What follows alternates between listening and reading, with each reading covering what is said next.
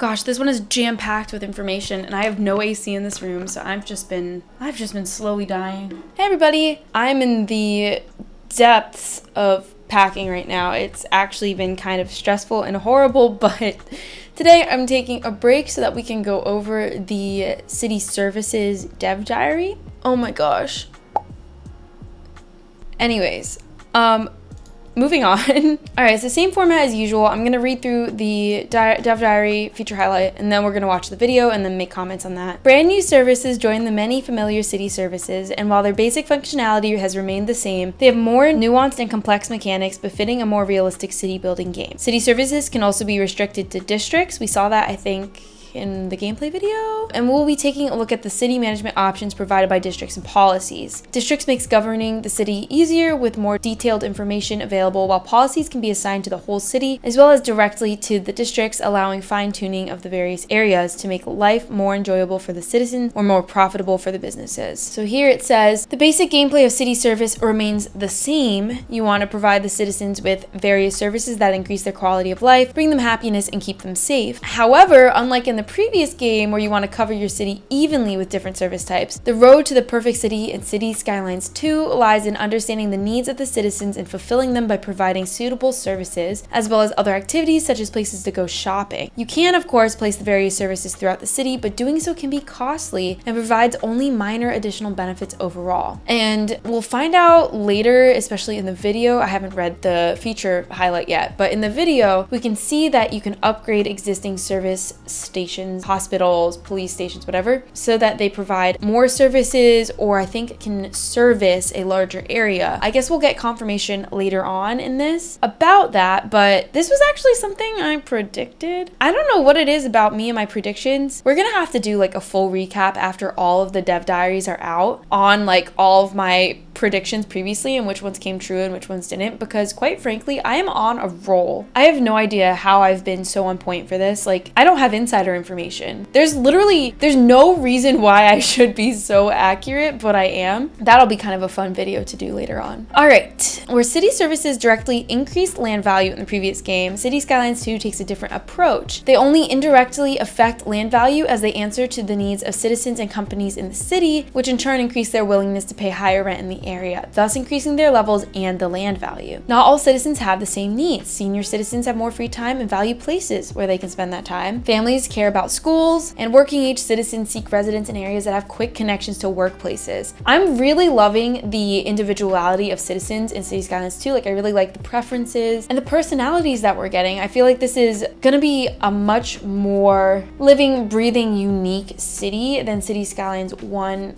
had, because in Cities Skylines 1, we pretty much just dealt with every person as kind of like the same person. It was really simple managing a city. It does feel like for Cities Skylines 2, there's going to be a lot more management, a lot more minute details that we will have to be aware of, and I kind of like that, to be honest. Citizens' needs can be inspected from their household selected info panel by hovering over the family's happiness icon. Similarly, companies' needs can be inspected in their SIP, hovering over their efficiency value. Service types. Roads form the backbone of the city, providing buildable zones around them, paths for agents to travel on, and the basic infrastructure for water and electricity distribution, as the water pipes and electric cables run pre-built under the roads. The condition of roads decreases over time as vehicles travel on them, resulting in lower travel speeds and higher chance of traffic accidents. Because of that, we need the Road Maintenance Depot. It sends out a fleet of road maintenance vehicles that roam throughout the city, patching up worn down asphalt. I actually really like this building in Cities Skylines 1. It wasn't very obvious how much it helped. It increased the speeds that people could drive on the roads, but we didn't really need it per se. So I do like that it has a lot more value this time around. And it looks really nice too. I like this little security entrance box there. Electricity. Electricity is one of the key components in running a city. Most buildings require electricity to function, and citizens are not willing to suffer a lack of electricity for long before moving out. Businesses lose most of their efficiency when they're deprived of electricity, which causes their production and overall function to cease almost entirely and will eventually lead them to going out of business as they can't make a profit and pay their bills. City Skylines 2 features different power plants, from the green sustainable but quite expensive wind turbine, solar power plant, geothermal power plant, and hydroelectric power plant, to the raw polluting power of fossil fuels in the form of coal power plants and gas power power plant. Nuclear power plant represents the awesome power of the atom. It's expensive but delivers enough electricity to power up almost any kind of city. And we even get solar panels, which I really wanted. That was on my wish list, and they're giving it to us in the base game. I think all of the industry buildings really are just scaled so well in Cities Skylines 2, and we'll see more as we go along. They just look so good. Water and sewage. Water and sewage provide your citizens with the basic necessities and include both familiar and new options. Lack of fresh water leads to people becoming unhappy, while companies' functions are halted as their efficiency decreases greatly. City services also lose much of their effectiveness if they are deprived of fresh water. Similar to Cities Skylines, surface water can be pumped from open water sources, and the water quality is affected by pollution in the water caused by sewage sources. Conversely, groundwater works quite differently in Cities Skylines 2. Unlike the game's predecessor, where the groundwater was pumped by placing water towers anywhere on the map, Cities Skylines 2 maps feature groundwater deposits full of fresh water. These reservoirs have a limited refreshment rate and are very susceptible to ground pollution, so plan your water supplies accordingly. So then, surface water, I guess, would be like lakes? Groundwater's below the ground. Interesting. I wasn't sure if surface water was referring to like rainfall, but yeah, no, it's not. Sewage treatment is a crucial part of city management. In Cities Skylines 2, sewage must either be pumped out of this water network and into open waters through a sewage outlet, or treated in a wastewater treatment plant where it's purified and pumped back into the freshwater network. The pollutants gathered from the treated wastewater become solid waste, which can be hauled to any of the city's garbage management sites. I do like that all buildings in Cities Skylines 2 truly are interconnected. Like, we're not seeing waste just disappear from these buildings. They do have to be brought to waste management plants, right? So it just feels really, I just really like it. And this looks so good too. This kind of reminds me of, there's a workshop asset for Cities Skylines 1 that lets you build out a water management site, and it looks great. And this kind of reminds me of it. Both electricity and water are discussed in more detail in next week's dev diary. Oh, you know what? That is kind of weird that they combined, this is city services, but they combined that with electricity and water a little bit. I understand why, but yeah, they're having a whole separate dev diary for that. Healthcare and death care. At their core,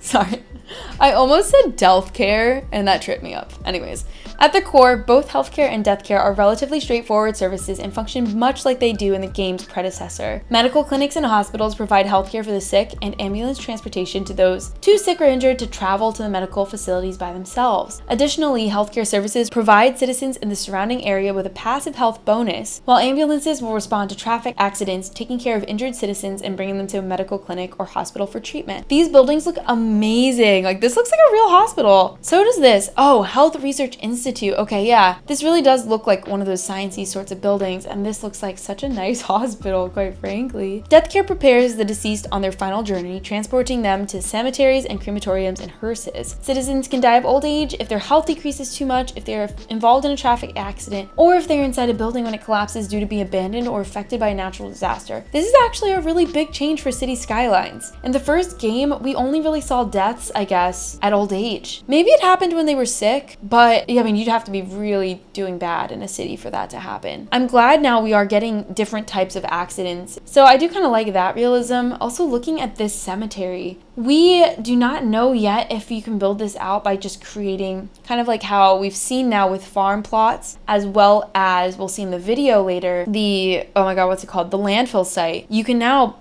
place points and make out irregular shaped areas to fill. I wonder if we can do that with cemeteries. I also am still not clear yet if cemeteries will act as a sort of park. I am noticing that we are having these paths throughout it, so part of me thinks maybe it contributes as some sort of place for citizens to visit, you know, like in a positive way. I know obviously when it's a cemetery, but cemeteries are nice parks oftentimes. So I am still curious about that, and I wonder if we'll find out more whenever the parks feature highlight comes out. I also do like this attached parking area. It looks really nice. I also wonder if this is a crematorium building. Like, it seems to be attached to the rest of this. I'm not quite clear on that. Citizen health is positively affected by the availability of resources the household uses and their consumption, as well as the availability of healthcare. Negative effects on citizen health are different pollution types, previous illnesses and injuries, and any uncollected garbage. A sick citizen cannot contribute to their workplace and thus affects the company's efficiency. So it's super important to keep the citizens healthy and able to contribute to maximize the city's success. Garbage management. Every building accumulates garbage as a byproduct of humans living, working, or spending free time there.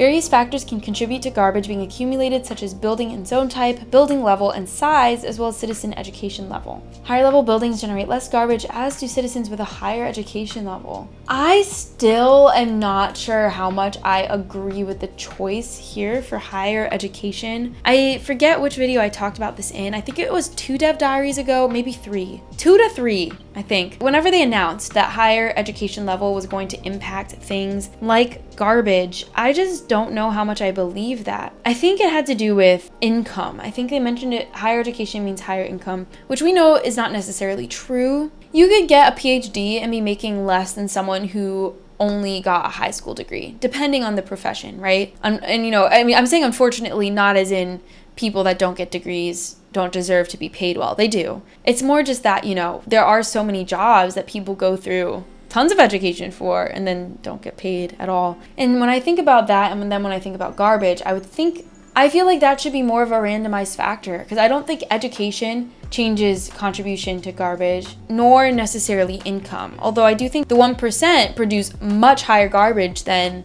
any you know, lower class or middle class person even. I don't necessarily think people with more money or more education produce less garbage. Like, it is possible if you can afford higher quality things and there's less like turnaround, you know. For example, with clothing, if you're buying higher quality clothes, maybe you don't need to get rid of them as often, maybe because they don't like deteriorate as faster. But like, I just feel like, I don't know. Do you see what I'm saying? I just feel like that's not exactly a one-to-one.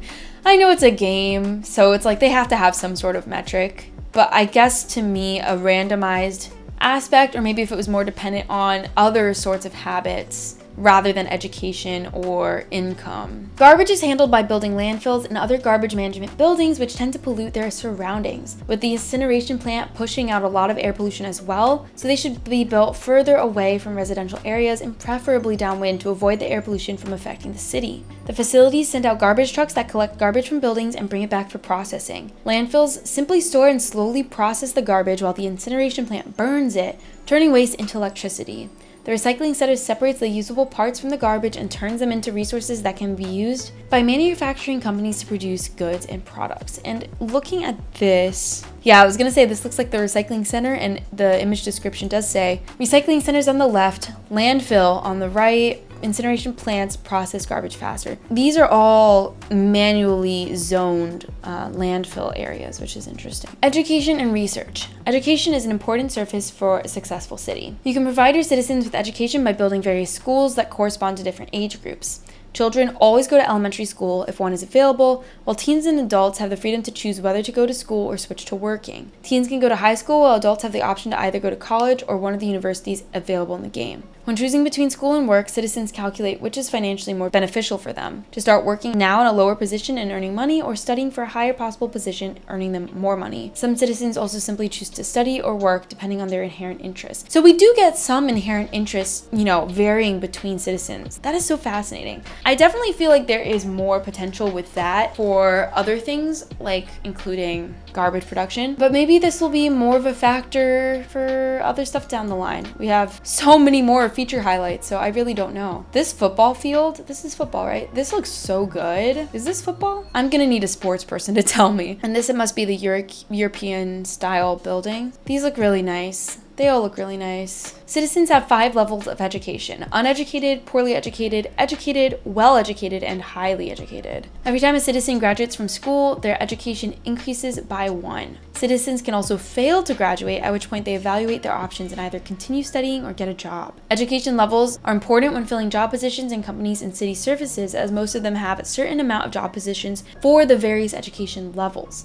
If companies can't fill all open positions with applicable employees, the service's efficiency decreases, and in the case of companies, their production output is affected negatively. Higher level companies have more job positions for higher education levels compared to low level companies, and in general, higher educated employees are more sought after than lower educated employees. As a special effect, elementary schools give a well-being bonus for families with children living close to school. So that encourages families to move into the areas that have elementary schools and can, to some extent, be used to guide how a certain portion of the population behaves. That's so interesting. And this is a local elementary school, and I actually love it. I think the size is much more appropriate than the ones that we got in Cities Skylines 1. All services are modular, including the elementary schools. So we can place a building down and then just watch it expand and put upgrades into it as we need. So we're gonna have less repetitive unique building types. I don't mean like unique building, but even service buildings. We're gonna see less repetition and more value with each individual asset that we place. Fire and rescue. Fire and rescue services are quite straightforward gameplay-wise.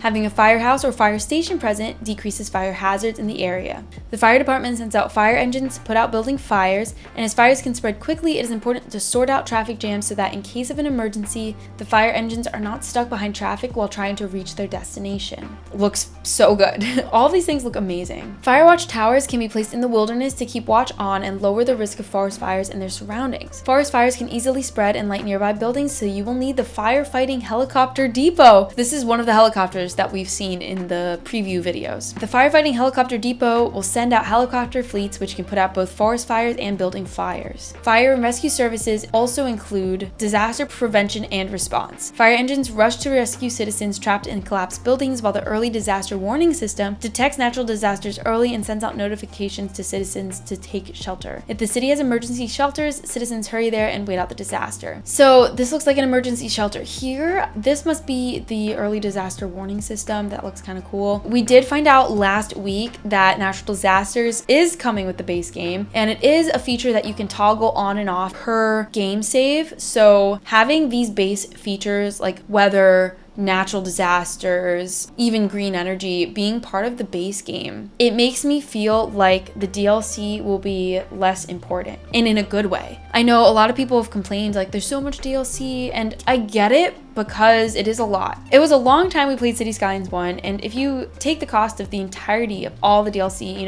and then divide it by the amount of hours you've put in the game, I'm sure you'll see the value in it. At the end of the day, it's worth it. But I think with Cities Skylines 2, they're putting a lot of the super valuable aspects of the gameplay into the base game, which makes me think that the DLCs they will give us are going to be more specific to niche interests and not necessarily need to have, which I think could be good. I don't know if they end up going that route, because I feel like then people can really just hone in on the things that they do want in their cities. They won't have the pressure to be missing out on certain aspects of gameplay, I don't know what they're gonna do, but I'm just pleased that a lot of these big gameplay features are just in the base game. Police and administration. Police keep order in the city, and their presence, be it police stations or police headquarters, decreases crime accumulation in their neighborhoods. Patrolling police cars can also encourage citizens to behave well, and they decrease crime probability along the roads they travel. Unless limited by selected districts, police cars can patrol the entire city. That's like a pretty nice looking police building too. It's a good asset. Police headquarters keep your citizens safe and can detain criminals until they're transferred to a prison. So we do still get prisons in Cities Skylines too. Police respond to crimes and attempt to capture the criminal at the crime scene while the crime is in progress. Arrested criminals are put in jail, and some criminals are sentenced to serve prison time.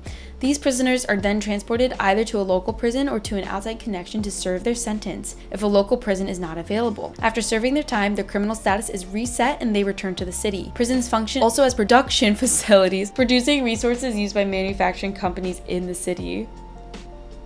Oh my god.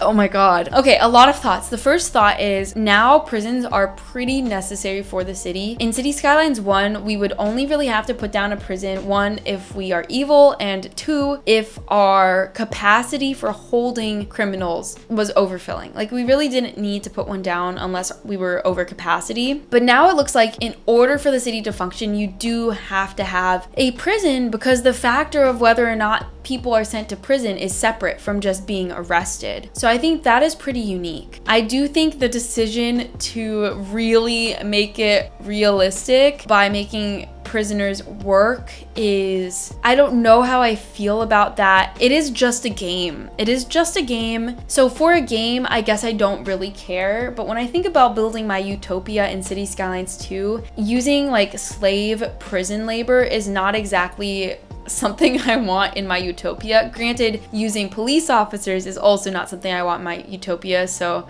I guess if I'm gonna have police officers, I guess I might as well have slave labor. I don't know. Human rights aside, I guess it's an interesting function to have. It's not like we're micromanaging how much they're paying the criminals or anything. I guess they don't have life sentences either, but it does make me feel some sort of way. Yeah, I'm not so sure. I don't really believe in the prison industrial complex, as probably obvious from my last video. Each building generates crime probability, which is the risk of a criminal selecting a building as the target of their criminal activity. Crime probability also affects citizen well-being, which in turn affects their chance of becoming criminals. Other factors such as lack of electricity, insufficient water and sewage service, population, garbage, and a lack of leisure affect citizen well-being as well. Interesting. So crime probability. More crime can make more criminals, according to this, which I think, is that true? I don't really know how true that is in real life, but interesting. And then of course, I think what does make sense is, not having services like electricity or water or whatever, that makes sense. Not having basic needs met makes sense for crime to occur, I think, even in real life. This is exactly where I think, if you've seen any of my previous videos, definitely recommend checking them out, especially my DLC predictions video, because this is where I would see a protest element making a lot of sense in the game. I feel like actually the pipeline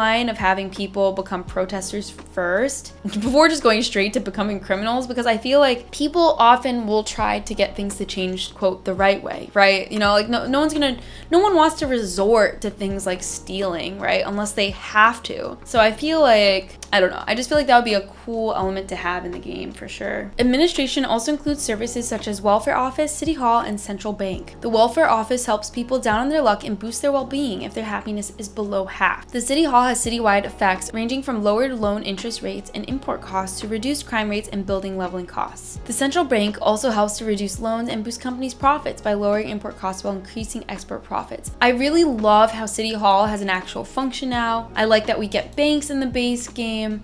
And the introduction of a welfare office, super interesting. I really do like that we're getting different classes of citizens with different needs and support and services. I really do like that. And I guess this building is the welfare office. It does kind of look like one of those government buildings. Transportation. Cities Skylines 2 features familiar public transportation options: buses, taxis, trains, trams, subways, ships, and airplanes. Again, we don't have trolley buses, we don't have monorail, and we don't have cable car. In addition to the automatic cargo transportation by road via delivery trucks, cargo transportation for rail, water, and air makes a return, giving you more control than before. Each transport type has its own depot from which they send out their fleet of vehicles. Water and air traffic don't have depots, but instead harbors and airports, which are then connected to seaways and outside connections respectively. Airports are the only transportation building that can be upgraded to also include a cargo terminal, as the other transportation types have separate passenger and cargo stations and terminals. Okay. I don't know why we're getting another, they're repeating some information. I still love to read it, but this is a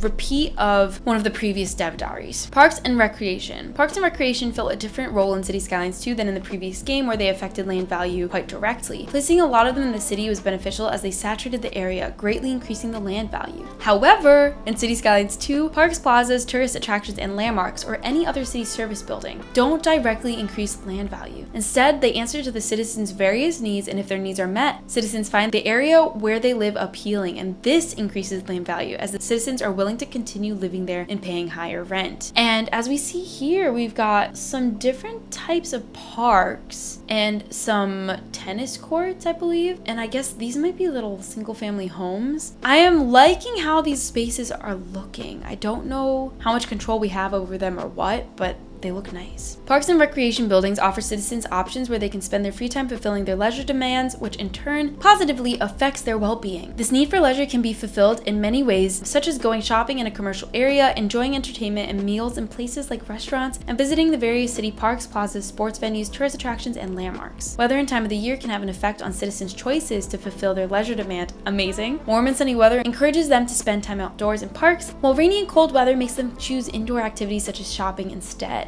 Parks and recreation buildings also have an attractiveness value, which affects how attractive the city is for tourists by adding to city attractiveness. Tourists stay at local hotels when in the city and make decisions about visiting attractions based on their distance from the hotel and the location's attractiveness value. Tourists are specifically interested in visiting the various tourist attractions and landmarks. Okay, so here we have a soccer field. This was one of the hospital buildings, right? And then we have the statue, which I guess is one of the tourist things. And this looks like a park with a pier. Again, we have not seen any keys in any of the shots so far. I do think that's coming later in a DLC or update. Communications. Communications is a new service category in Cities Skylines 2 and includes the familiar post office as well as the new telecom service, which provides people with internet connection. Post services fulfill the citizens, companies, and city services need to send and receive mail. So when they're able to do that, they gain a well-being boost, which contributes to their happiness, while being unable to send postcards to their family and friends, love letters to their loved ones, and opinionated letters to the editor decreases their well-being. We definitely need to have a post service in Cities Skylines 2. The post office sends out post vans to collect mail from mailboxes used by private citizens to send mail and directly from companies and city services. The collected mail is stored at the post office until it is sent either to an outside connection or to a post sorting facility. The post sorting facility sorts the mail into local and long distance mail, which is then delivered back to the city and to outside connections respectively. Without the local post sorting facility, all mail sent from the city is transported to outside connections as long distance mail, and only mail from outside connections can be delivered within the city. So if you want mail within your city, you need to have a post sorting facility.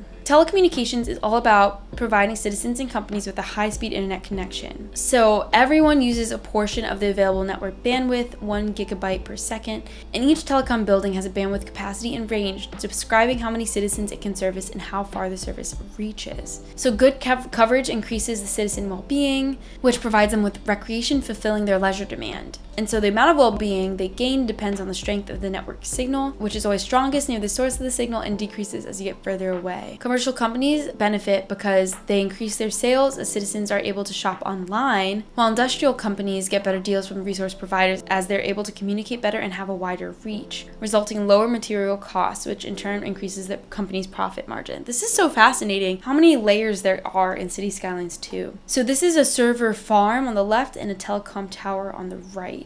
Very nice. Landscaping. Landscaping has remained largely the same in Cities Skylines 2. In the terraforming section, you are able to adjust the terrain to suit your city building needs by using the familiar tools: shift terrain, level terrain, soften terrain, and slope terrain. Landscaping also includes options to plant trees, which have a life cycle in Cities Skylines 2, where they grow older and bigger as time goes on. Ooh, wait, that's so cool. Placing new trees on the map using the tools in the landscaping's vegetation menu plants tree saplings that will eventually grow into mature trees. If a forest fire destroys a part of a forest, it will take time for new trees to grow in place of the old burned trees. That is the coolest new mechanic, I gotta say, the tree growth. Wow, that's so cool. Pathways. Pathways are also in the landscaping menu, and they enable you to create pavement paths for pedestrians, including various styles of pedestrian bridges. That one looks so good right here. As citizens make pathfinding decisions, one of the options is to walk. If there are pathways, then citizens may choose walking over private cars and public transport. Not only does walking not contribute to traffic congestion, but is also free, so they have more money to spend elsewhere. That looks so cool. I love this. Service upgrades. We talked about this. So now we can upgrade buildings. So each city service building, with few exceptions,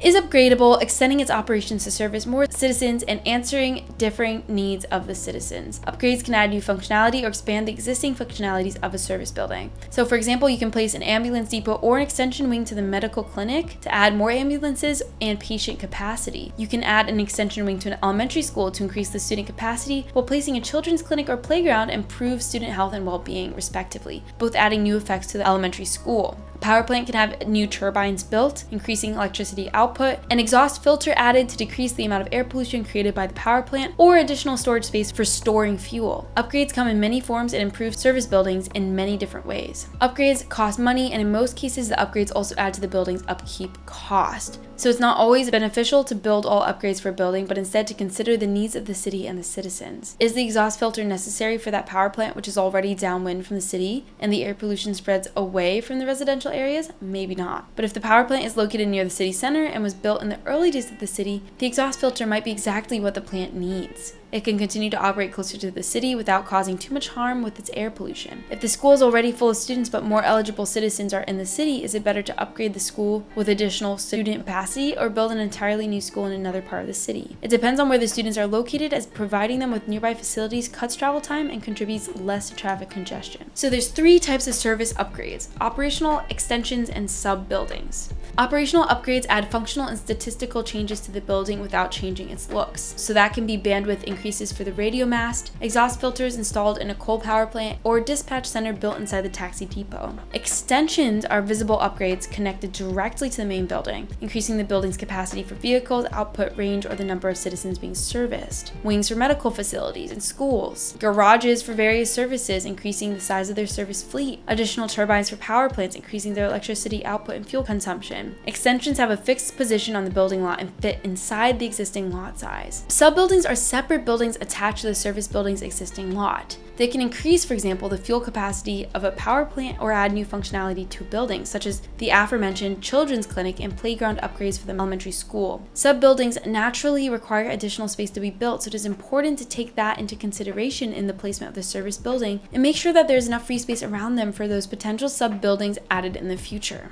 And here we have a screenshot of a disaster response unit being added to the fire station as a new building, or I guess like a separate building upgrade. Disaster response unit searches for survivors in collapsed buildings. Service coverage. Services have both passive coverage and simulated effect. The passive effect is local to the area surrounding the building, and the simulated effect can reach further into the city through patrolling vehicles or citizens visiting the service building, and often the two work in tandem. As an example, managing the city's crime rate isn't about placing a police station on every street corner. Instead, the police station's presence decreases the accumulation of crime in its neighborhood as a passive coverage effect, while patrolling police vehicles extend that reach to all over the city as the simulated effect. Services with passive effects include healthcare, which is a health bonus, education, well-being bonus for families with children for elementary schools, fire department facilities, decreased fire hazard, police department facilities, decreased crime accumulation, parks and recreation buildings, well-being bonus, welfare offices, well-being bonus for citizens whose happiness is low. Strength of the passive effect depends on 3 factors: range, capacity, and magnitude. Range is the maximum distance in meters along roads where the service building still provides its passive service coverage effect. Capacity is a rough estimate of how many people the city service building's passive effect reaches as it travels on the roads. However, the reach of the effect can vary greatly depending on how many people live in its vicinity. If there are only low-density housing, the reach can be far, but if the area is densely populated, the reach can be quite short as it is used up faster, spreading through the apartment buildings. Magnitude is the maximum effect gained from the passive service coverage. It's at full effect within most of its range, but the effect fades out quickly at the edge. This area is where, as an example, your citizens will only have a few bars on their cell phones, and their internet may be unreliable, making some overlap of passive service coverage worth it if you're aiming for best coverage.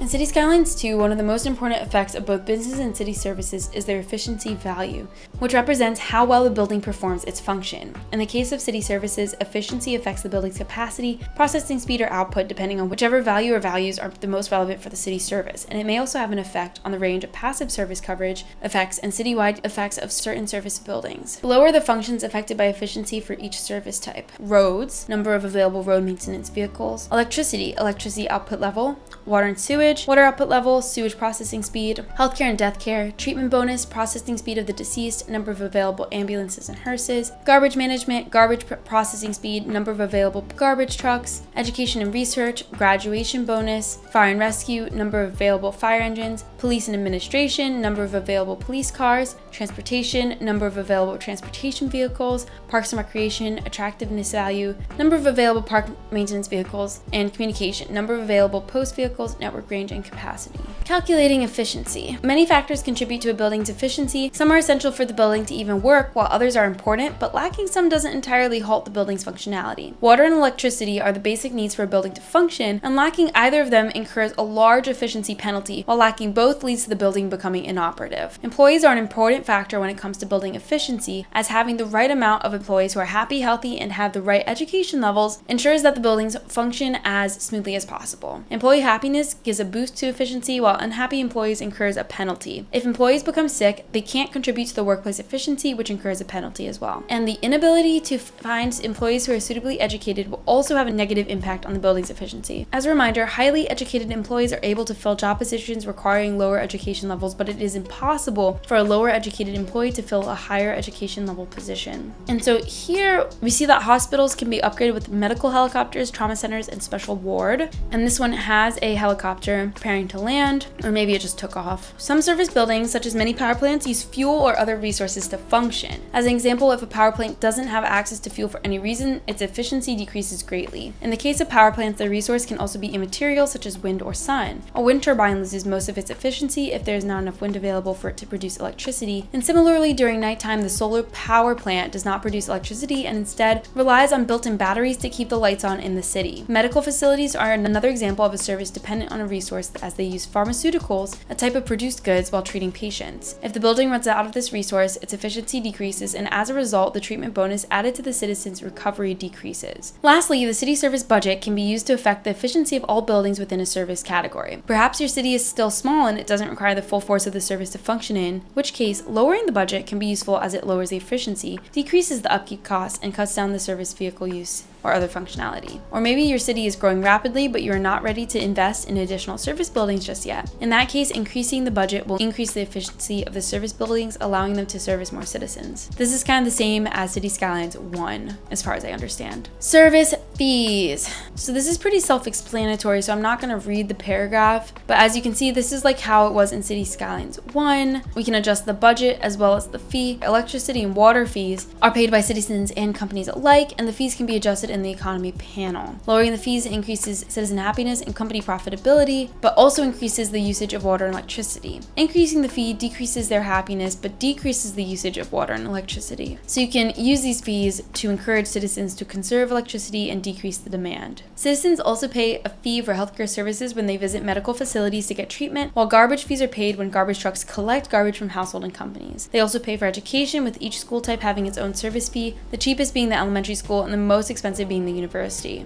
You can set up roadside parking fees for districts and the various parking lots and parking halls included in the road service. Similarly, each passenger transport line's ticket fee can be adjusted individually, which they can encourage or discourage citizens to use certain methods of transportation as the cost is considered when they make pathfinding decisions. Service trade. Gosh, this one is jam-packed with information, and I have no AC in this room, so I've just been slowly dying. You can import and export services to neighboring cities through outside connections, and you can save money by not building a service, but just importing it as well. Electricity is transferred from outside connections through power lines and into a transformer station or vice versa. Clean water can be delivered to the city or pumped to neighboring cities via pipe outside connections, and likewise sewage can be sent to and from outside connections via pipes built to the edge of the city. So you'll need to grow your city enough to reach the edges of the map in order to do that. Excess output is always sold if possible, while keeping enough for the city's own needs, and if the usage increases, less is sold to outside connections. And this is a massive electricity power plant, and it looks so good. Look how big that is. If the city does not have any medical facilities, citizens travel to outside connections to get treated. If they're too sick or injured to travel, an ambulance is sent from an outside connection to pick them up. And once they're treated, they travel back to the city. Same with death care. I really feel like a lot of this is super repetitive. It's kind of the same with police, fire services, same with citizens that want to go to colleges or universities. Outside connections have a bigger hand in Cities Skylines too. Districts and policies. So here you can create a district tool, and instead of painting the area, you literally place nodes now. It's faster and more precise than in Cities Skylines 1, and you can still adjust the district while it's created by moving the nodes or adding new nodes. It's named automatically, but you're still able to rename it. And you can assign city services to one or more districts, limiting their services only to the area of the city. Services that have not been assigned will service the entire city regardless of district borders. Even if a service building is assigned to multiple districts, its passive service effect only covers its neighborhood. Only the simulated service effects travel to the assigned districts. We still get district policies that we can assign certain districts, like limiting heavy traffic, installing speed bumps. It looks like roadside parking fee is also a district policy as well. Still feeling like I'm seeing the UI, it's just not readable. I really do hope they make this darker. It's really hard to tell with a lot of the screenshots which ones are newer and which ones are older. Sometimes the UI looks super readable and great, other times it looks really hard to read and inaccessible, as in this screenshot. City policies are different from district policies and have citywide effects, such as removing the speed limits from highways or installing air filters for manufacturing companies. I wonder, it looks like city policies are literally different. So now we can't just apply district policies citywide. They really just have different policies that we're able to then use or not. Taking our example of highways with no speed limits, this policy can make traffic flow faster, but it also increases the likelihood of traffic accidents. Installing air filters decrease air pollution, but those filters need cleaning every now and then and increase the amount of garbage these factories produce. And that's it. We have 7 different district policies and 5 city policies at base game launch. Next week is electricity and water. We've already done 5 and we have 8 more to go. It's amazing how much information they've given us, and we still have more to watch. I'll let y'all watch the video and then we're gonna talk through it after. Successful city building and Cities Skylines 2 is all about people. Anticipating their needs and desires, ensuring they feel safe, and actually keeping them safe. Understanding what annoys and delights them, and doing what it takes to give them healthy, happy lives from beginning to end. How? City services. You'll build clinics and hospitals to deliver healthcare, plus the ambulance service people need in life or death situations. Oh, yeah, sometimes it will be a death situation. So you'll add death care services that transport people to the city's crematoriums and cemeteries. You'll set up schools for kids of all ages, plus colleges and universities. After all, education fosters social advancement. Life still might take a turn for the worse for some people. When it does, you'll want the safety net of a welfare office. One thing that improves everyone's well-being, no matter what's going on in life, is time outdoors. You'll create parks, plazas, attractions, and landmarks that make people living nearby happier and healthier. As in real life, safety first is a good mantra in Cities Skylines 2. So you'll want various fire and rescue services. Just adding a firehouse reduces the likelihood of a blaze in the neighborhood. Same with police stations. Build them and send patrols out onto the streets to cut crime. Communications is a new city service in Cities Skylines 2, helping you meet more essential needs. That includes the internet. Naturally, the easier it is to connect to the web, the happier everyone will feel and the more profitable the city's businesses will be. Of course, everyone relies on electricity, so you want to avoid long outages. They aren't just aggravating. Blackouts will prompt people to move out and force businesses to pause production, putting profits at risk. Keep electricity lines humming with sustainable energy sources like wind, solar, geothermal, and hydropower. Go old school with fossil fuels like coal and gas. There's always the nuclear option too. This is the most realistic city builder ever. So you'll need to deal with a lot of stuff. We're talking sewage. Gross? Yes. Necessary? Also yes. With a wastewater treatment plant, you can purify sewage and circulate water into your city's freshwater network. Or you can pump sewage into open waters and out of the network. Don't forget to stay on top of garbage. Garbage processing centers, landfills, and an incineration plant will stop it piling up. But don't take shortcuts. Air and water pollution can sink land values, harm the health of residents, and tarnish the city's appeal to tourists. Ready to introduce a city service? Previously, you only had to construct a city service building. When that service needed to cover a larger area or support more people, you simply constructed the same building again. Not anymore. Almost all city services can now be upgraded to scale operations and expand functionality. While city services make your city livable, they come at a cost. Balancing these costs and the very real needs of everyone in your city is the name of the game. Apologies if there's more background noise now. I was literally like hotboxed in this office and it's too hot. I literally was getting dizzy. So I had to open the door and my AC in the other room is kind of loud. So just don't mind that, please. First, I'd like to say still, we don't see any keys. I also think this looks like a pedestrian road that was then like elevated and placed, well, not elevated, but raised on the ground and placed close to the edge. So it does resemble a key with a pathway, but it doesn't seem to actually be a key. So something to note. It also is interesting. I'm not sure if we're going to be getting shadows on these like smaller objects in the game, but I'm not seeing them here. There's that helicopter. This looks so good. All the buildings look really good. Every time I see this bridge, I'm just like, that looks amazing. So this looks like it is a crematorium.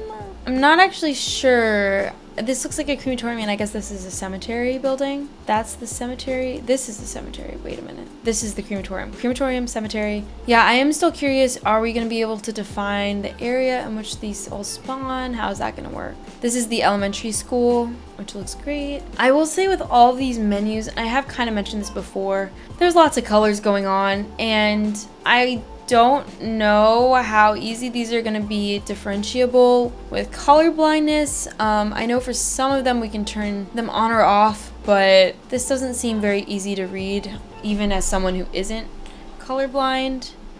I think there's a lot of things that need a little bit of work on the UI end. I don't want to keep harping on it, but it's like something that I do think is really important, and hopefully we still have a few months left for them to develop the game leading onto launch. So I don't, none of this is finalized, but it is worth noting that this is not very accessible. I don't really know if this is either.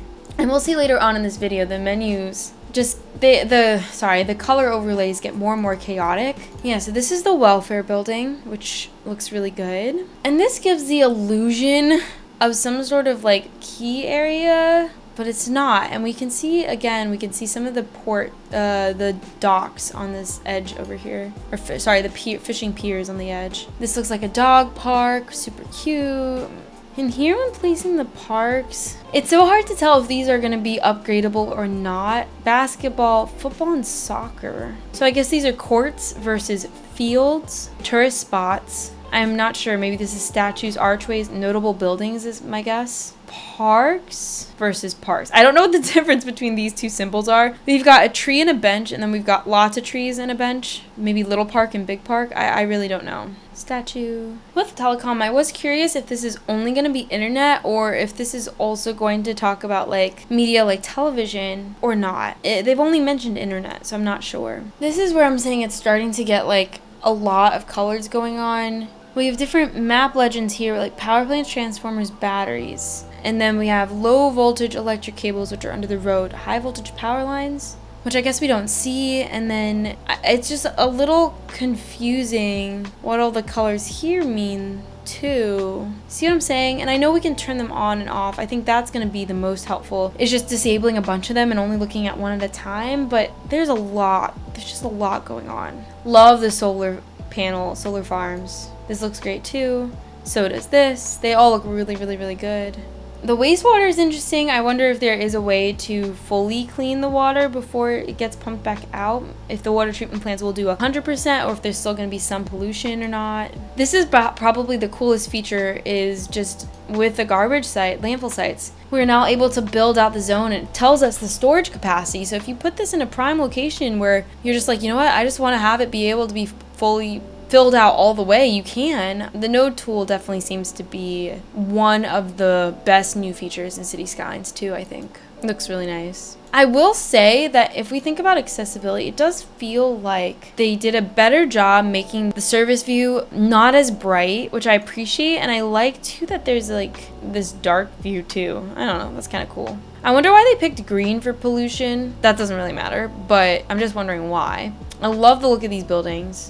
Those look really nice. This small school gets a wing added to it, which I think is really neat. I am curious about these circles. Like, what does this mean? Can you add different types of things in these little circles? I don't really get that, but I love the upgrades. All in all, I feel like they gave us a lot of new features, a lot of really interesting ways that we have to pay attention to how our cities respond and like interconnect with each other. I mean, the internet affects the production line for commercial, it affects citizen happiness. Citizens might want to move to neighborhoods that are closer to schools. There's just so many factors to consider. Again, we did know this already, but loving all of the modularity and all the service buildings. Every time they introduce the new features, I think it's just been so good. If you like this video, be sure to give it a thumbs up and subscribe for more. I've been releasing these every week after each dev diary, and be sure to check out my Cities Skylines 2 DLC wishlist predictions speculations video if you haven't seen it yet. Curious to hear your thoughts on that, and yeah, I'll see you guys next week. Bye.